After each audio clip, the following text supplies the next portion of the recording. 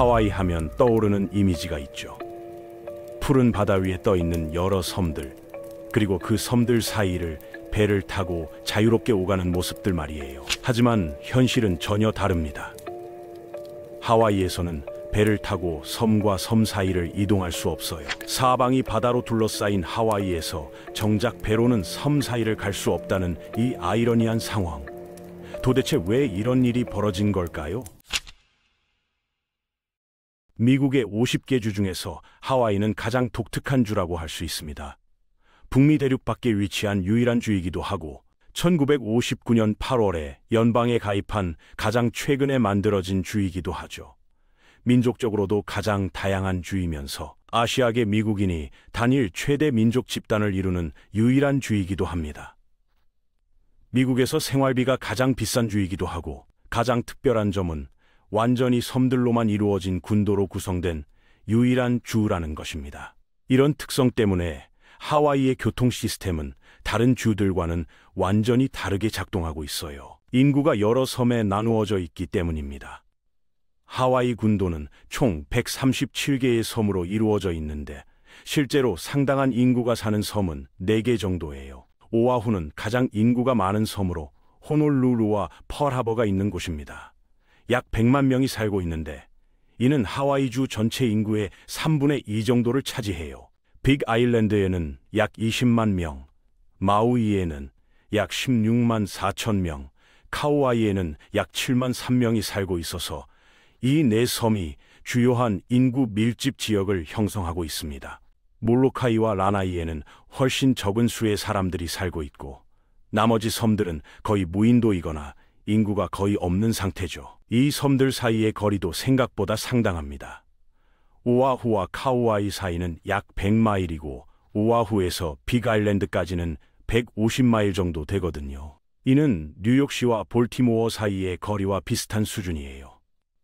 이런 거리와 인구 분포 때문에 섬들 사이를 이동하는 유일한 방법은 비행기를 타거나 배를 타는 것뿐입니다. 그런데 놀랍게도 현재 2014년 기준으로 하와이의 주요 4개 섬 사이에는 정기 페리 서비스나 정기 해상 운송 서비스가 전혀 없어요. 사람들이 배로 섬 사이를 이동하는 경우는 매우 드물죠.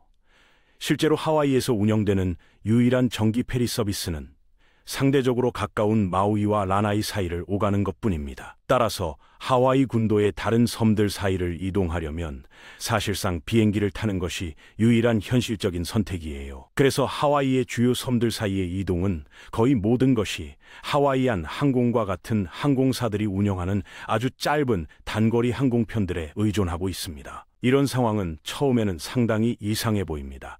왜냐하면 페리와 해상교통은 전 세계 여러 군도 지역에서 매우 일반적이고 인기 있는 교통수단이거든요.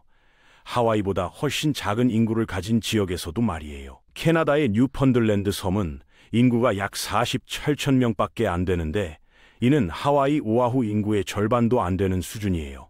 그리고 노바스코샤의 캐나다 본토에서 약 100마일 떨어져 있는데 이는 오아후와 마우이 또는 오아후와 카우아이 사이의 거리와 비슷합니다. 그런데도 이 선에서 노바스코샤까지 운행하는 2개의 활성 페리 노선이 있어요. 포트 오바스크에서 출발하는 더 짧은 페리는 약 7시간이 걸리고 아르젠티아에서 출발하는 더 긴 페리는 약 16시간이 걸려요. 이 정도 시간이면 하와이 섬들 사이의 페리와 비교할 만한 수준입니다. 북미 지역으로 시선을 돌려보면 하와이에 페리 서비스가 없다는 것이 더욱 이상해 보이는 3가지 주목할 만한 사례들이 있습니다. 캐나다의 뉴펀들랜드 섬은 인구가 약 47천 명밖에 안 되는데 이는 하와이 오아후 인구의 절반도 안 되는 수준이에요. 그리고 노바스코샤의 캐나다 본토에서 약 100마일 떨어져 있는데 이는 오아후와 마우이 또는 오아후와 카우아이 사이의 거리와 비슷합니다. 그런데도 이 선에서 노바스코샤까지 운행하는 2개의 활성 페리 노선이 있어요. 포트 오바스크에서 출발하는 더 짧은 페리는 약 7시간이 걸리고 아르젠티아에서 출발하는 더 긴 페리는 약 16시간이 걸려요. 이 정도 시간이면 하와이 섬들 사이의 페리와 비교할 만한 수준입니다. 워싱턴주도 퓨젯 사운드 전역의 섬 지역 사회들의 페리 시스템을 운영하고 있어요. 그리고 아마도 가장 주목할 만한 것은 알래스카인데, 워싱턴주 벨링햄에서 알래스카 팬핸들과 알류샤 제도 전체에 걸쳐 여러 작은 지역 사회들을 연결하는 거대한 거리에 걸친 복잡한 페리 시스템을 운영하고 있어요. 이 페리 시스템은 하와이의 맥락에서 특히 주목할 만한데, 관련된 거리들이 상당히 더 길고 알래스카의 인구 기반은 하와이의 절반 정도밖에 안 되거든요. 그렇다면 하와이에는 왜 이런 다른 사례들과 비교해서 페리 서비스가 사실상 전혀 없는 걸까요? 그리고 왜 하와이 섬들 사이를 이동하려면 거의 항상 배보다는 비행기를 타야 하는 걸까요? 우선 하와이가 과거에 주요 섬들 사이에 대규모 페리 서비스를 운영했던 적이 있다는 점을 알아두는 것이 중요합니다. 하지만 모두 실패했거든요. 하와이의 독특한 지리적 특성과 인구 분포 패턴과 관련된 복잡한 이유들 때문이었어요. 하와이의 주요 섬들을 연결하는 신뢰할 만한 페리 서비스를 구축하려는 가장 진지한 시도는 2000년대 전체에 걸쳐 운영된 하와이 슈퍼페리라고 불렸습니다. 그리고 정말 엄청난 실패작이었죠. 슈퍼페리 계획은 2001년에 한 민간 회사에 의해 시작되었어요. 이 회사는 하와이 섬들 사이를 이동하는 항공편에 대한 대안을 제공하고자 했는데, 빠르고 저렴하면서 가장 중요하게는 사람들이 자신의 개인 차량과 소지품을 섬들 사이에 쉽게 운송할 수 있게 하는 것이 목표였어요. 당시에는 거의 개척되지 않은 시장처럼 보였습니다. 하와이 슈퍼페리 회사의 통계에 따르면 2001년에 하와이 주민들이, 관광객은 제외하고 1년 동안 섬들 사이에서 약 400만 번의 항공편을 이용했다고 해요. 이는 현재 서비스되지 않고 있는 페리에 대한 평행한 수요가 있다는 것을 의미했죠. 2004년까지 이 회사는 엘라베마의 조선소와 계약을 체결해서 첫 번째 두 하와이 페리를 건조하기로 했어요. 총 1억 7,800만 달러, 즉 개당 8,900만 달러의 비용이었는데, 이를 현재 가치로 환산하면 두 페리에 약 3억 3,200만 달러 정도 되는 금액이었습니다. 몇 년 후인 2007년까지 하와이 슈퍼페리는 마침내 하와이의 주요 인구 밀집 4개 섬 모두 사이에 정기 페리 서비스를 제공한다는 마스터 플랜을 시작할 준비가 되었어요. 하지만 회사는 거의 즉시 상당한 어려움들에 직면하기 시작했습니다. 우선 페리를 둘러싼 수많은 환경적 우려와 위험들이 법정에서 제기되었어요. 섬들 사이에 많은 페리 항로들이 잘 확립되고 지도에 표시된 혹등고래 이동 경로들과 교차했거든요. 이로 인해 페리의 거대한 크기가 고래들에게 충격을 주고 죽일 수 있으며, 하와이의 독특한 해양 생태계에 다른 환경 파괴를 일으킬 수 있다는 우려가 제기되었습니다. 더 시급한 문제는 페리가 하와이 전역에 침입종을 퍼뜨릴 수 있다는 우려였어요. 세계의 나머지 지역에서 멀리 떨어진 지리적으로 고립된 일련의 섬들로서 하와이의 생태계는 독특하게 섬세하고 취약합니다. 하와이주는 침입종 문제에 대해 미국에서 단연 가장 심각하게 대응하고 있어요. 빅 아일랜드는 이미 불개미, 코키 개구리, 율릭스 식물과 같은 여러 주목할 만한 침입종들이 충분히 강한 발판을 마련해서 이들을 근절하는 것이 사실상 불가능해진 상태예요. 이로 인해 하와이주 정부는 이들의 다른 섬들로의 확산을 최대한 방지하고 빅 아일랜드에 최대한 격리시키는 것이라는 어려운 목표를 가지게 되었습니다. 가장 큰 두려움은 사람들의 개인 차량을 싣는 페리가 비행기로 섬들 사이를 이동하는 사람들보다 훨씬 쉽게 이런 종류의 침입종들을 섬들 사이에 실수로 운송할 수 있다는 것이었어요. 차량에 붙어있는 씨앗이나 작은 곤충들, 혹은 차량 내부에 숨어있는 다양한 생물들이 의도치 않게 다른 섬으로 이동할 수 있다는 것이죠. 또한 페리가 2007년에 오아후와 마우이 사이에서 운행을 시작할 때까지도 하와이주 법에서 요구하는 환경 영향 평가서를 아직 완성하지 못했다는 점도 도움이 되지 않았습니다. 환경 영향 평가서는 대규모 개발 프로젝트가 환경에 미칠 영향을 미리 분석하고 평가하는 중요한 문서인데, 이것 없이 운행을 시작한다는 것은 상당히 무리한 결정이었죠. 하와이 대법원은 결국 환경 영향 평가서가 준비되는 동안 슈퍼페리가 운행을 계속할 수 있다고 판결했지만, 이것이 회사에 쏟아지는 환경 관련 소송의 급류를 막는 데는 거의 도움이 되지 않았어요. 이런 소송들은 회사의 소송 비용을 꾸준히 증가시켰고 재정적으로 물 위에 떠 있기를 점점 더 어렵게 만들었습니다. 이 모든 것만으로도 충분하지 않았다면 슈퍼페리 아이디어는 다른 많은 장애물들에도 부딪히고 있었어요. 알고 보니 하와이에서 페리의 또 다른 주요 문제는 섬들 주변의 바다가 악명 높게 거칠다는 사실이었습니다. 특히 앞서 언급한 다른 페리들이 운항하는 알래스카와 워싱턴주의 바다와 비교했을 때 말이에요. 알래스카와 워싱턴주에서 이런 페리들은 모두 각각의 대륙 연안 대륙분 근처에서 운항하는데 그곳의 바다는 상대적으로 얕고 잔잔합니다. 대륙붕이라는 것은 대륙이 바다로 연장되어 나간 얕은 해저 지역을 말하는데 이 지역에서는 수심이 비교적 얕아서 파도가 덜 거칠고 해류도 상대적으로 안정적이에요. 하지만 하와이는 같은 종류의 대륙붕이 실제로 없어요. 하와이 제도들이 모두 화산 기원이고 기본적으로 해저에서 수마일 위로 솟아올라 바다 표면 바로 위를 뚫고 나온 수중산들의 꼭대기이기 때문입니다. 이는 하와이 주변의 지형이 매우 독특하다는 것을 의미해요. 일반적인 대륙 근처의 섬들은 대륙붕 위에 위치해 있어서 주변 바다가 비교적 얕습니다. 하지만 하와이는 태평양 한가운데 깊은 바다에서 솟아오른 화산섬들이기 때문에 섬들 주변이 바로 깊은 바다와 연결되어 있어요. 이는 섬들 사이의 바다가 매우 깊고 따라서 거칠 수밖에 없다는 것을 의미합니다. 그 결과 하와이 제도들 사이의 바다 깊이는 종종 매우 깊어요. 예를 들어 마우이와 빅아일랜드 사이의 해협은 6,000피 이상 깊어서 지중해의 평균 깊이보다도 상당히 더 깊습니다. 6,000피트라고 하면 약 1,800m 정도 되는데 이는 정말 엄청난 깊이죠. 하와이어로 이 좁고 깊은 해협의 이름은 알라누이하 해협인데 이를 영어로 대략 번역하면 거대한 파도가 부서지는 해협 정도 됩니다. 이 이름만 봐도 마우이와 빅아일랜드 사이의 깊은 협곡을 통해 해류가 몰아치면서 여기에 바다가 얼마나 거칠어질 수 있는지 어느 정도 알 수 있어요. 깊은 바다에서는 파도가 더 크게 형성되고 바람의 영향도 더 직접적으로 받게 됩니다. 또한 깊은 해협을 통과하는 해류는 속도가 빨라지고 더 거칠어지죠. 이는 마치 좁은 통로로 물이 흐를 때 속도가 빨라지는 것과 같은 원리입니다. 다른 섬들 사이의 해협에서 보이는 깊이들도 비슷하게 깊고 그 사이의 바다도 비슷하게 거칠어요. 오아후와 마우이 사이, 오아후와 카우아이 사이, 그리고 다른 섬들 사이의 모든 해협들이 이런 깊고 거친 특성을 공유하고 있습니다. 이는 하와이 제도들 사이의 페리 통과가 사실상 공해상에서 이루어진다는 것을 의미해요.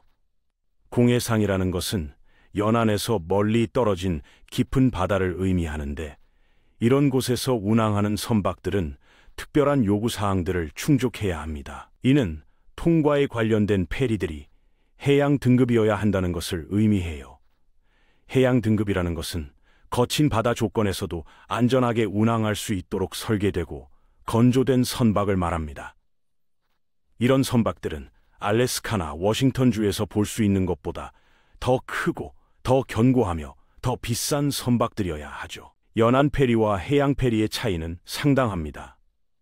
연안 페리는 비교적 잔잔한 바다에서 운항하기 때문에 작고 가벼운 구조로도 충분해요. 하지만 해양 페리는 높은 파도와 강한 바람, 거친 해류를 견뎌낼 수 있어야 하기 때문에 훨씬 더 견고한 구조와 강력한 엔진, 그리고 다양한 안전시설들을 갖춰야 합니다. 주요 섬들 사이의 거리가 100해리 이상이기 때문에 슈퍼페리의 섬들 사이 여행은 6시간에서 8시간, 경우에 따라서는 그보다 더 오래 걸릴 것이었어요. 종종 매우 거친 바다를 통과하면서 말이죠. 100해리라고 하면 약 185km 정도 되는데 이는 상당한 거리입니다. 거친 바다에서 6시간에서 8시간을 보낸다는 것은 승객들에게 상당한 고통을 의미했어요. 이는 탑승한 승객들 사이에서 멀미가 흔한 질병이 된다는 것을 의미했습니다. 멀미는 배가 파도에 의해 흔들릴 때 내의의 평형기관이 혼란을 겪으면서 발생하는데 거친 바다에서 오랜 시간 항해할 때는 거의 피할 수 없는 문제였죠. 하와이 주민이라면 한 섬에서 다른 섬으로 이동하고 싶을 때 완료하는데 최대 8시간이 걸리고 그 과정에서 심한 멀미에 걸릴 수 있는 페리를 선택할 수도 있었어요. 하지만 문제는 여기서 끝나지 않았습니다. 집이 있는 섬으로 돌아가는데도 8시간 정도가 더 걸리기 때문에 페리 여행으로는 당일치기 여행을 만들 수 없었어요. 아침에 페리를 타고 다른 섬에 가면 저녁에는 이미 마지막 페리가 떠난 후가 되는 경우가 많았거든요. 따라서 다른 섬에 도착하면 그곳에서 최소 하룻밤은 지내야 했습니다. 그런데 하와이는 관광지이기 때문에 호텔방을 구하기가 쉽지 않았어요. 특히 성수기에는 모든 관광객들과 호텔방을 놓고 경쟁해야 했는데 이는 페리 여행의 비용과 실용성을 더욱 떨어뜨렸습니다. 갑자기 다른 섬에서 하룻밤을 지내야 한다면 미리 예약하지 않은 호텔비는 상당히 비쌀 수밖에 없었죠. 이 모든 것을 고려하고 나서 섬들 사이의 왕복 항공편이 종종 $100를 조금 넘는 정도이고 각 방향으로 1시간도 안 걸린다는 점을 생각해보면 상황은 더욱 명확해집니다. 섬들 사이를 비행하는 가격이 종종 더 저렴하고 더 빠르며 멀미를 일으킬 가능성도 적었어요. 항공편은 보통 30분에서 45분 정도면 섬들 사이를 이동할 수 있었고 왕복 항공료도 그렇게 비싸지 않았습니다. 게다가 비행기는 날씨가 너무 나쁘지 않은 이상 운항이 취소되는 경우도 드물었죠.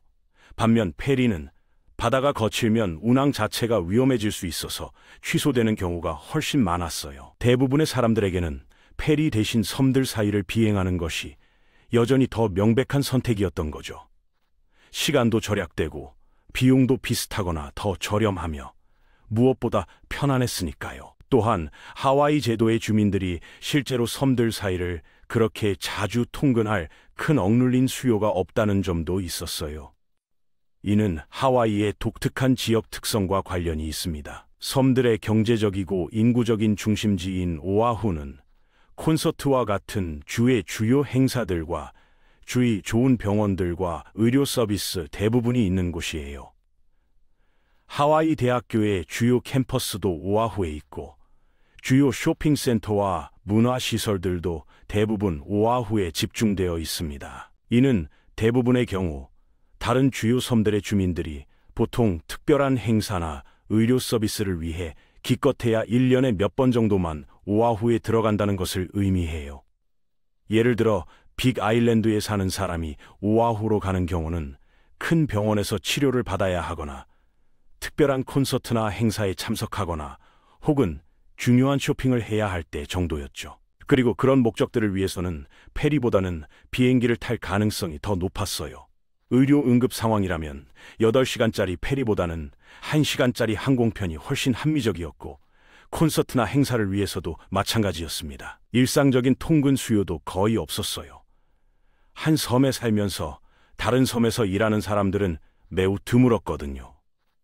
각 섬마다 나름대로의 경제 생태계가 있었고 대부분의 사람들은 자신이 사는 섬에서 일했습니다. 그 결과 많은 하와이 주민들은 섬 간 페리 서비스를 이용할 가능성이 가장 높은 사람들이 현지인들이 아니라 관광객들일 것이라고 인식했어요. 이는 지역 주민들에게는 반가운 소식이 아니었습니다.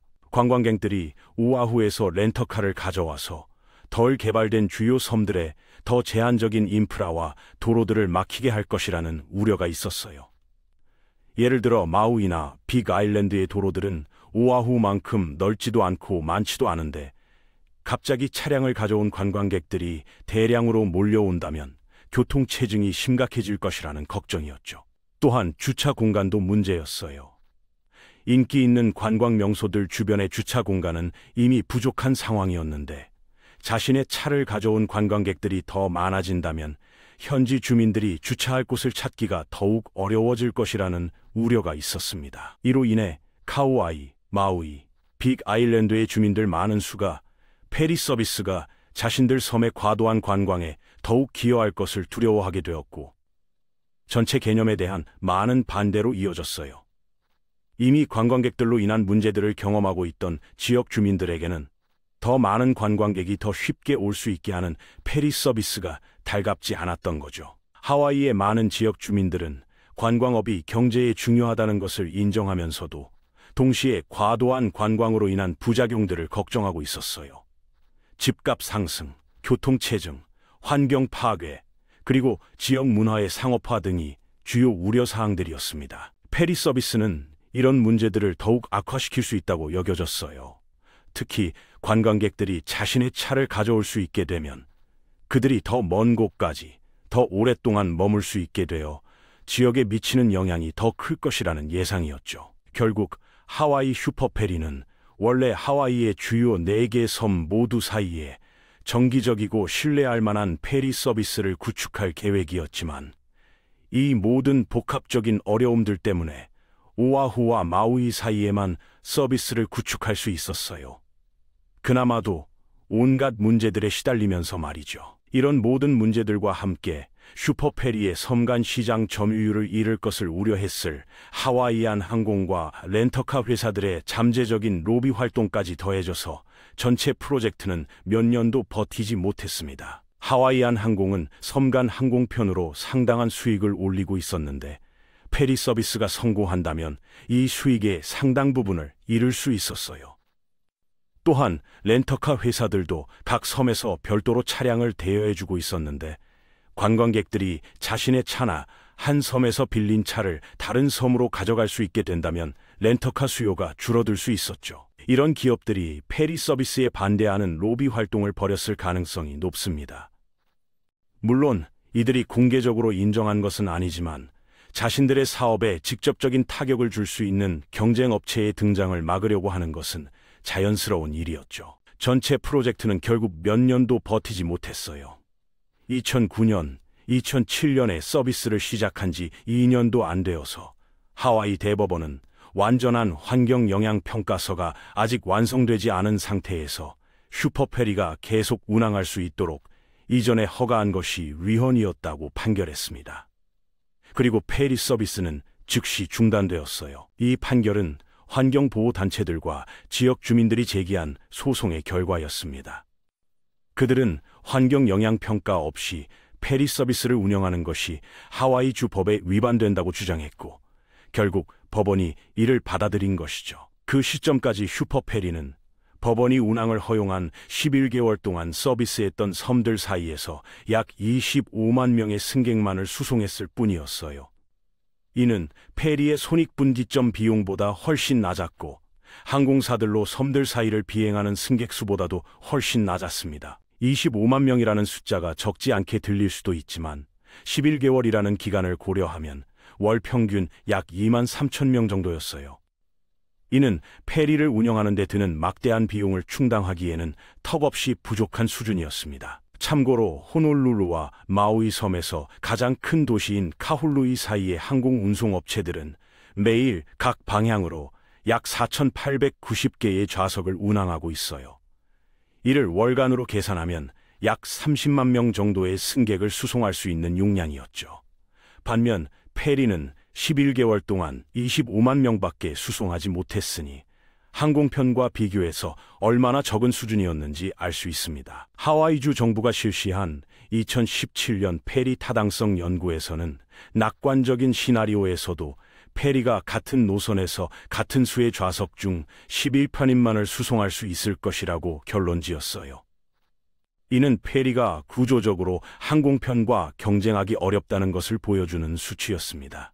2009년 환경적 우려를 이유로 법원이 슈퍼페리의 운항 중단을 명령한 직후 슈퍼페리의 운명은 결정되었어요. 회사는 즉시 모든 서비스를 중단하고 모든 직원을 해고했습니다. 수백 명의 직원들이 하루아침에 일자리를 잃었고 회사는 문을 닫을 준비를 시작했죠. 몇 달 안에 회사는 파산을 선언했고 구입했던 2페리를 모두 포기했어요. 거액을 들여 건조한 최신식 페리들이 갑자기 무용지물이 되어버린 것입니다. 페리들은 항구에 묶여있는 채로 새로운 주인을 기다려야 했어요. 결국 회사의 2페리는 모두 단 3,500만 달러에 미국 해군의 헐값에 인수되었어요. 이는 회사가 지불했던 원래 1억 8천만 달러 가격표의 아주 작은 일부분이었습니다. 거의 80% 이상의 손실을 본 셈이었죠. 미국 해군은 이 페리들을 군사 목적으로 사용할 계획이었어요. 군인들과 군사 장비를 수송하는 데 사용하려고 했던 것 같은데 민간 페리 서비스로는 실패했지만 군사용으로는 나름의 가치가 있었던 것이죠. 하와이 슈퍼페리의 전체적인 대참사와 파국적인 실패로 수억 달러가 기본적으로 불에 탄 것은 앞으로 적어도 한두 세대 동안은 아무도 하와이에서 다른 페리 서비스를 구축하려고 시도하지 않을 것임을 사실상 보장했어요. 투자자들과 사업가들에게 하와이 페리 사업은 이제 금기시되는 영역이 되었습니다. 어떤 투자자도 이미 한 번 대실패한 사업에 다시 거액을 투자하려고 하지 않을 테니까요. 슈퍼페리의 실패는 하와이에서 페리 사업이 얼마나 어려운지를 생생하게 보여주는 사례가 되었어요. 하와이의 또 다른 페리 서비스 시도를 가로막는 지리적이고 경제적인 제약들 외에도 상당한 법적 장애물들도 가로막고 있습니다. 이 법적 장애물들은 하와이뿐만 아니라 미국 전체의 해운업에 영향을 미치는 오래된 법률들과 관련이 있어요. 미국에서 여전히 법전에 남아있는 가장 이상한 법률들 중 하나는 1886년 승객선 서비스법과 1920년 존스법입니다. 이 두 법은 기본적으로 승객이나 화물을 수송하는 미국 내 해상에서 운항하는 선박들, 즉 사람들과 차량을 실어 나르는 페리들은 미국 내에서 건조되어야 하고 또한 모든 미국인 승무원으로 구성되어야 한다고 규정하고 있어요. 이런 법률들은 처음에는 미국의 조선업과 해운업을 보호하려는 목적으로 만들어졌습니다. 19세기 말과 20세기 초에는 미국이 자국의 산업을 보호하려는 보호무역주의 정책을 많이 사용했거든요. 하지만 이런 법률들이 100년 넘게 유지되면서 예상치 못한 부작용들을 낳게 되었어요. 이런 법률들은 한 세기 이상 동안 미국 내에서 일종의 해상 보호무역주의 체계를 사실상 확립해왔어요. 이는 미국의 페리와 물류회사들이 미국 조선소에서만 선박을 구입하도록 강제하는데 이런 조선소들은 한 세기 이상 동안 보호받고 전 세계적으로 경쟁력이 없어졌습니다. 외국과의 경쟁이 차단된 상황에서 미국 조선소들은 효율성을 높이거나 비용을 절감할 동기가 부족했어요. 포획된 고객 기반을 가지고 있기 때문에 가격이 항상 인위적으로 높다는 것을 의미하거든요.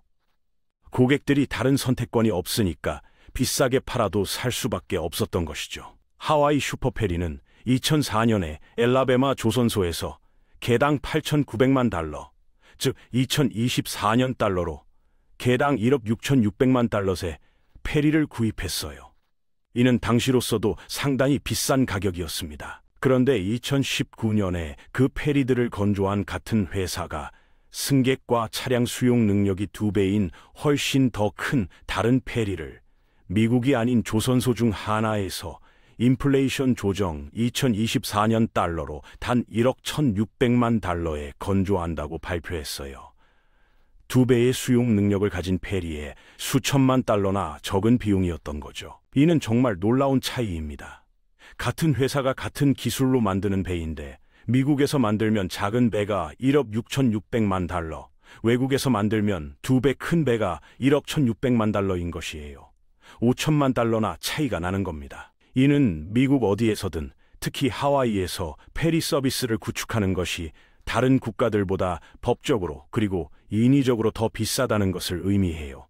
하와이에서는 공해 등급 페리에 대한 추가 요구 사항들이 다른 곳보다 지리적으로 더 비싸거든요. 만약 이런 법적 제약이 없다면 하와이 페리 회사들은 한국이나 일본, 유럽의 조선소에서 훨씬 저렴하고 효율적인 페리를 구입할 수 있을 것입니다.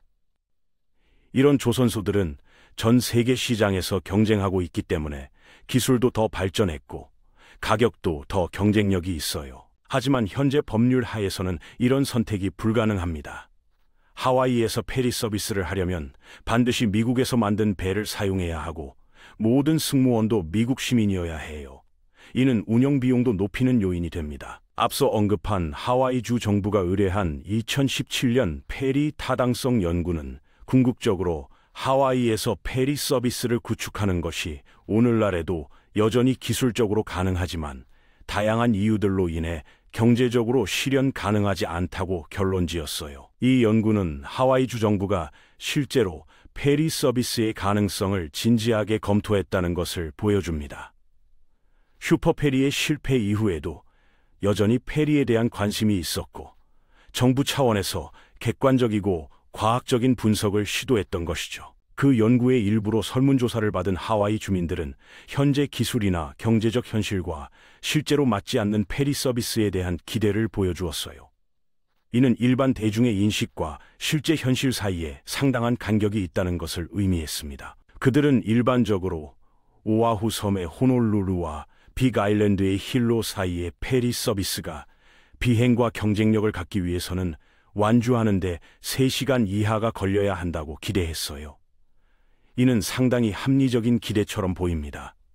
3시간이면 비행기보다는 오래 걸리지만 그래도 받아들일 만한 수준이니까요. 하지만 연구에서는 그 경로를 따라 시속 40노트의 속도로 운항하는 페리라도 이는 그 지역의 거친 해양 조건에 권장되는 속도보다 빠른 것인데 여전히 완주하는데 거의 7시간이 걸릴 것이라고 밝혔어요. 대부분의 주민들이 기대하는 것보다 2배 이상 긴 시간이었죠. 시속 40노트라는 속도는 상당히 빠른 속도입니다. 시속으로 환산하면 약 74km 정도 되는데 이는 고속도로에서 달리는 자동차와 비슷한 속도예요. 배가 이 정도 속도로 달린다면 상당히 빠른 것이지만 그래도 7시간이나 걸린다는 것은 거리가 얼마나 먼지를 보여줍니다. 게다가 시속 40노트는 하와이의 거친 바다 조건에서는 위험할 수 있는 속도였어요. 높은 파도와 강한 바람이 있는 상황에서 이렇게 빠른 속도로 달리면 승객들의 안전에 문제가 생길 수 있었거든요. 따라서 실제로는 더 천천히 갈 수밖에 없고 그러면 시간은 더 오래 걸릴 것이었습니다. 연구는 궁극적으로 여러 비용 요소들을 분석했어요.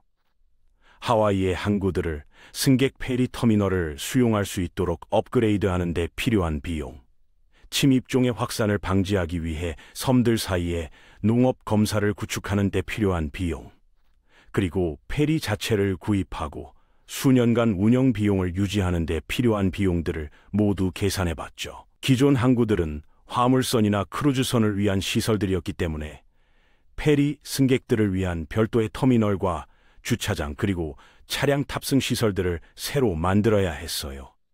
이런 인프라 구축에만 수억 달러가 들 것으로 예상되었습니다. 침입종 검사 시설도 큰 비용 요소였어요. 페리에 실리는 모든 차량과 화물을 검사해서 침입종이 다른 섬으로 퍼지는 것을 막으려면 전문 인력과 장비 그리고 검사 시설이 필요했거든요. 이런 시설을 각 섬의 페리 터미널마다 설치하고 운영하는 비용도 만만치 않았습니다. 페리 구입 비용과 운영 비용도 엄청났어요. 앞서 봤듯이 미국에서 해양 등급 페리를 구입하는 데는 개당 1억 달러 이상이 들었고 이런 페리를 운영하려면 승무원 급여, 연료비, 유지 보수비, 보험료 등 매년 수천만 달러의 비용이 들 것으로 예상되었습니다. 이 모든 비용들이 페리가 제공할 섬들 사이의 긴 이동 시간에 대한 제한적인 수요와 맞지 않는다고 결론지었어요. 즉, 돈은 엄청나게 많이 들어가는데 이용할 사람은 별로 없을 것이라는 뜻이었죠. 페리들은 섬들 사이에 기존의 더 빠르고 저렴한 항공 여행과 단순히 경쟁력이 없을 것이었어요. 항공편은 이미 효율적이고 저렴한 서비스를 제공하고 있었는데 굳이 더 비싸고 더 오래 걸리는 페리를 탈 이유가 없었던 것입니다. 그 결과 연구는 하와이에서 페리 서비스가 성공하려면 물 위에 떠 있기 위해서라도 적어도 부분적으로 주 정부의 보조금을 받아야 할 것이라고 결론지었어요. 즉, 정부가 세금으로 적자를 메워줘야 한다는 뜻이었습니다. 하와이 전역에 보조금을 받는 페리 서비스는 전례가 없는 것은 아니에요. 실제로 다른 지역에서는 정부 보조금으로 페리 서비스를 운영하는 사례들이 있었거든요. 워싱턴주 페리 서비스는 수익의 약 25%를 워싱턴주 정부로부터 보조받고 있어요. 퓨젯 사운드를 가로지르는 짧은 페리 여행에 대한 충분한 억눌린 수요가 있어서 페리의 운영 비용의 나머지 75%를 커버할 수 있거든요. 워싱턴주의 경우는 상당히 성공적인 모델이라고 할 수 있어요. 워싱턴주의 페리들은 시애틀과 주변 섬들을 연결하는데 거리도 짧고 날씨도 비교적 온화해서 운영하기가 하와이보다 훨씬 쉬웠어요. 게다가 많은 사람들이 실제로 이런 페리를 통근이나 일상적인 이동에 사용했기 때문에 수요도 안정적이었습니다. 하지만 더 비싸고 시간이 많이 걸리는 페리 서비스에 대한 수요가 더 낮을 하와이에서는 이런 경우가 아닐 것 같았어요. 따라서 더 나은 비교는 알래스카의 해상 고속도로 페리 서비스일 텐데, 이는 매우 긴 거리를 커버하고 매우 작은 인구를 지원하며 알래스카주 정부로부터 막대한 보조금을 받고 있습니다. 알래스카 페리 서비스는 3,500마일 이상의 해안선을 커버하는데 수십 개의 개별 노선 구간을 포함하고 있어요. 그중 많은 것들이 6시간, 10시간이 걸리고, 심지어 워싱턴주 벨링햄에서 알래스카 캐치칸까지 가는 한 노선은 무려 38시간이나 걸리고 여행하는데 수백 달러가 들어요. 38시간짜리 페리 여행이라니 상상해보기도 어려운 긴 시간이죠. 하루 반이 넘는 시간을 바다 위에서 보내야 한다는 뜻인데, 이는 거의 크루즈 여행에 가까운 수준입니다. 하지만 알래스카에서는 이런 페리가 많은 지역에서 유일한 교통수단이기 때문에 사람들이 이용할 수밖에 없어요. 하지만 알래스카의 페리 서비스는 경제적으로는 완전히 정부 의존적입니다. 전체 총 수익의 거의 69%를 알래스카주 정부로부터 막대하게 보조받고 있는 반면, 실제 티켓 판매는 페리 수익의 약 31%만을 차지해요. 즉, 승객들이 내는 돈으로는 운영비의 3분의 1도 충당하지 못한다는 뜻입니다. 이것이 워싱턴주의 페리 시스템보다는 하와이와 훨씬 더 비교할 만한 시스템이에요. 긴 거리, 적은 인구, 높은 운영비용 등 여러 면에서 하와이와 비슷한 조건들을 가지고 있거든요. 하지만 알래스카가 페리 서비스를 막대하게 보조할 수 있는 이유는 하와이에는 없는 것을 가지고 있기 때문이에요. 바로 엄청난 양의 석유죠. 처음 보기에는 그렇게 보이지 않지만 알래스카는 하와이보다 훨씬 더 부유한 주이고 하와이는 훨씬 더 가난한 주예요. 이는 많은 사람들이 놀라워하는 사실입니다. 하와이는 관광지라서 부유할 것 같고 알래스카는 춥고 외진 곳이라서 가난할 것 같거든요. 하지만 현실은 정반대입니다. 알래스카는 거대한 석유 자원으로 지질학적으로 축복받았고, 주 정부는 주 북부 프루도 베이에서 미국 전체에서 네 번째로 높은 생산량을 자랑하는 유전을 통제하고 있어요. 그 결과 알래스카는 주 정부의 막대한 수익을 창출하는 거대한 석유 산업을 가지고 있어서 알래스카 주 정부 예산의 압도적인 85%가 단순히 주의 모든 석유 수익에서 나와요. 이는 정말 놀라운 비율입니다. 대부분의 주들이 세금에 의존해서 예산을 마련하는 것과는 완전히 다른 구조죠. 주의 모든 석유 돈은 알래스카가 다른 주에서는 불가능할 여러 가지 일들을 할 수 있게 해줘요.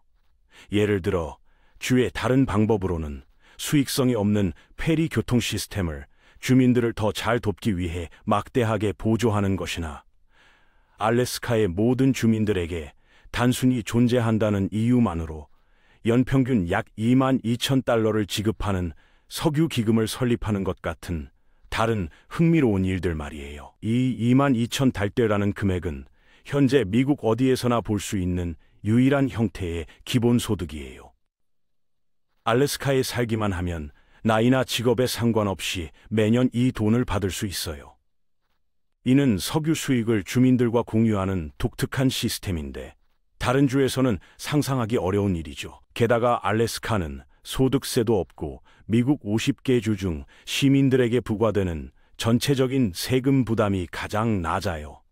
석유 수익만으로도 주 정부 운영이 가능하기 때문에 주민들에게 높은 세금을 부과할 필요가 없는 것입니다. 반면 하와이는 알래스카만큼 운이 좋지 않아요. 하와이는 사실상 천연 자원이 전혀 없고 다른 중요한 시장들로부터의 엄청난 거리로 인해 섬들과 다른 어떤 곳 사이의 운송 비용이 엄청나게 비싸져서 하와이의 잠재적인 제조업 기반을 처음부터 자연스럽게 경쟁력이 없게 만들어요. 하와이에서 뭔가를 만들어서 본토에 팔려고 해도 운송비만으로도 경쟁력을 잃게 됩니다. 반대로 본토에서 만든 제품을 하와이로 가져와도 운송비 때문에 비싸질 수밖에 없어요. 이런 지리적 고립은 하와이 경제에 근본적인 제약을 가하고 있습니다. 하와이의 지리가 뛰어날 수 있게 해주는 유일한 두 산업은 관광업과 군사업인데, 태평양의 거의 정중앙에 위치한 오아후 섬의 펄하버가 제공하는 놀라운 전략적 가치 때문이에요. 펄하버는 태평양 전체를 통제할 수 있는 핵심적인 위치에 있어서 미군에게는 매우 중요한 기지입니다. 하지만 실제로 이 두 산업에서 일하는 사람들에게 제공되는 일자리들은 일반적으로 급여가 낮아요. 관광업은 대부분 서비스직이고, 군사기지의 일자리들도 대부분 보조적인 역할들이어서 고임금 일자리가 많지 않습니다. 그래서 하와이의 중위소득이 뉴햄프셔에서 보이는 중위소득보다 낮은데도 하와이의 주택 가격은 낮은 소득에도 불구하고 뉴햄프셔보다 거의 2배나 비싸요.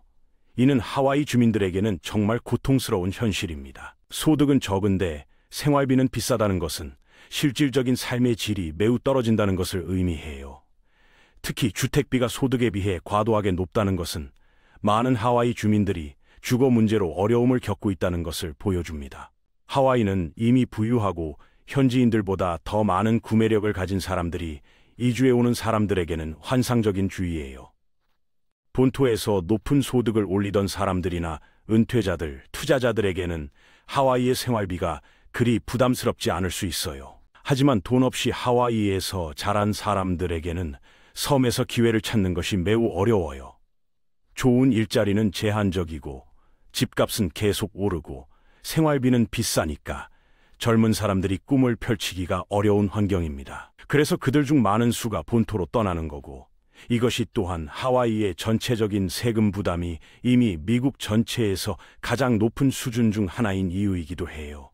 인구는 적어지는데 정부 운영은 해야 하니까 남은 사람들에게 더 높은 세금을 부과할 수밖에 없는 구조가 된 것입니다.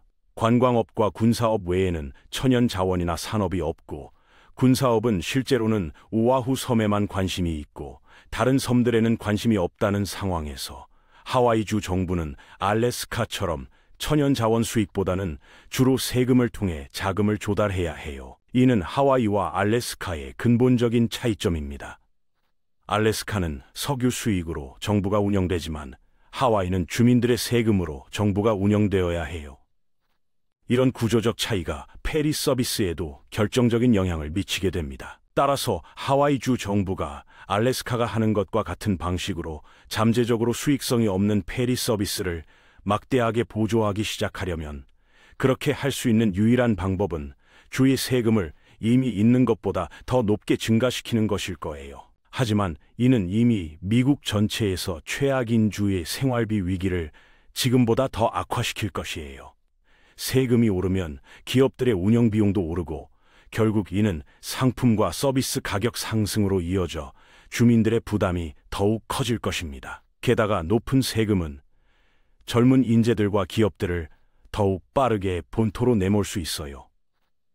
이미 높은 생활비 때문에 떠나는 사람들이 많은데 세금까지 더 오른다면 하와이를 떠나려는 사람들이 더욱 많아질 것입니다. 모든 의도와 목적을 위해 이것이 바로 하와이의 주요 섬들 사이에 페리 서비스가 현재 존재하지 않는 이유이고, 미래에도 하나가 존재할 가능성이 낮은 이유예요.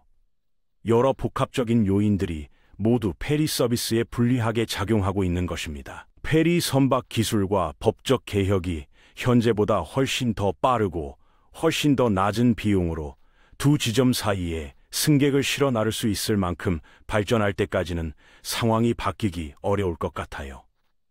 혁신적인 기술 발전이나 대대적인 법률 개정이 없는 한 하와이 페리 서비스의 경제성은 계속 부족할 것입니다. 예를 들어 미래에 더 빠르고 효율적인 선박 기술이 개발되거나 존스법과 같은 보호무역주의 법률들이 폐지되거나 하와이의 경제 구조가 근본적으로 바뀐다면 상황이 달라질 수도 있어요. 하지만 현재로서는 이런 변화들이 일어날 가능성이 높지 않아 보입니다. 하와이에서 페리 사용에 대한 낮은 시장 수요와 하와이에서 페리 서비스가 성공할 가능성은 각각 계속해서 매우 낮은 상태로 남을 가능성이 높아요. 수요가 낮은 상황에서 높은 비용을 감당해야 하는 구조적 문제는 쉽게 해결되지 않을 것 같습니다. 그리고 2000년대의 하와이 슈퍼페리로 마지막으로 누군가가 하나를 시작하려고 시도했을 때의 엄청난 재정적 재앙 이후에는 가까운 미래에 하와이에서 다른 하나를 시작하려고 시도할 사람은 아무도 없을 것 같아요. 슈퍼페리의 실패는 투자자들과 사업가들에게 강력한 경고 메시지가 되었습니다. 수억 달러를 잃을 수 있다는 실제 사례가 있으니 아무도 같은 위험을 감수하려고 하지 않을 것이에요. 그리고 당신이 전세선을 빌리거나 자신의 배를 가져오려고 하지 않는 한 대부분의 경우 섬들 사이를 이동할 수 있는 유일한 방법은 비행기를 타는 것일 거예요. 이는 앞으로도 오랫동안 계속될 현실인 것 같습니다. 사실 개인적으로 보트를 소유하거나 전세선을 이용하는 것도 쉬운 일이 아니에요.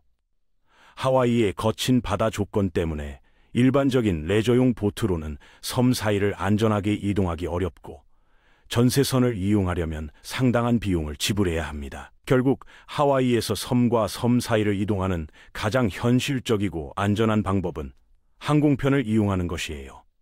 다행히 하와이의 섬 간 항공편들은 자주 운항하고 있고 가격도 그리 비싸지 않은 편입니다. 하와이안 항공을 비롯한 여러 항공사들이 하루에도 수십 편씩 섬들 사이를 오가는 항공편을 운항하고 있어요. 특히 오아후와 다른 주요 섬들 사이의 항공편은 매우 자주 있어서 마치 버스를 타는 것처럼 편리하게 이용할 수 있습니다. 비행 시간도 30분에서 1시간 정도로 짧고 하늘에서 보는 하와이의 경치도 아름다워서 나름대로의 매력이 있어요.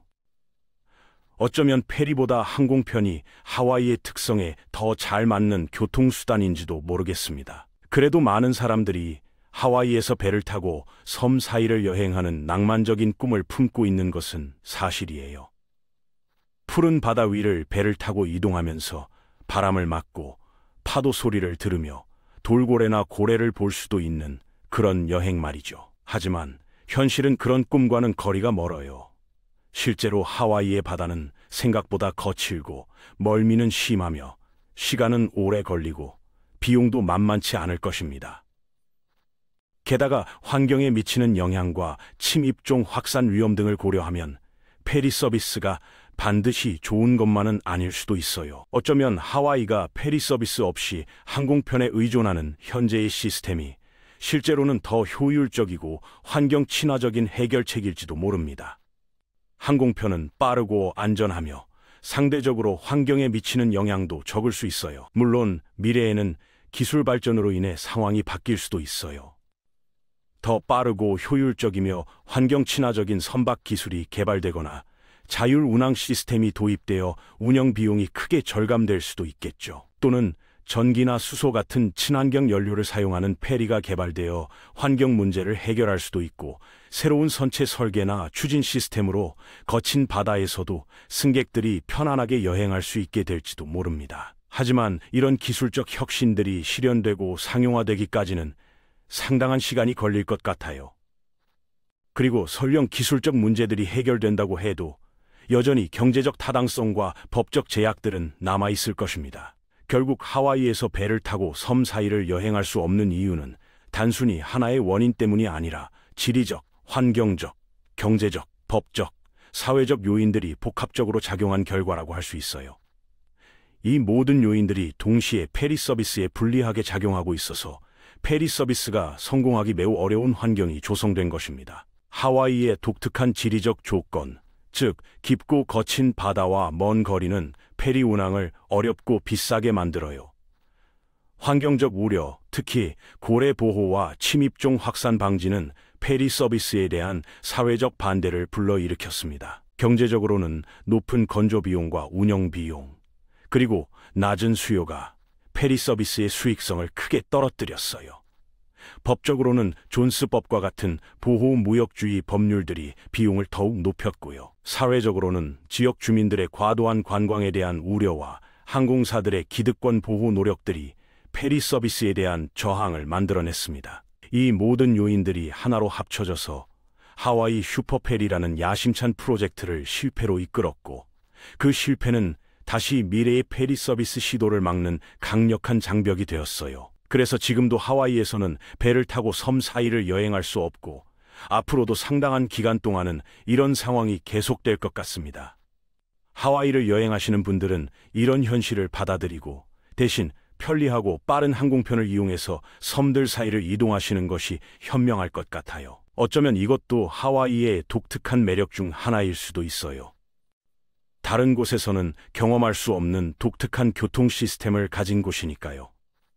짧은 항공편으로 섬에서 섬으로 이동하면서 하늘에서 바라보는 하와이의 아름다운 모습을 감상하는 것도 나름의 특별한 경험이 될 수 있을 것입니다.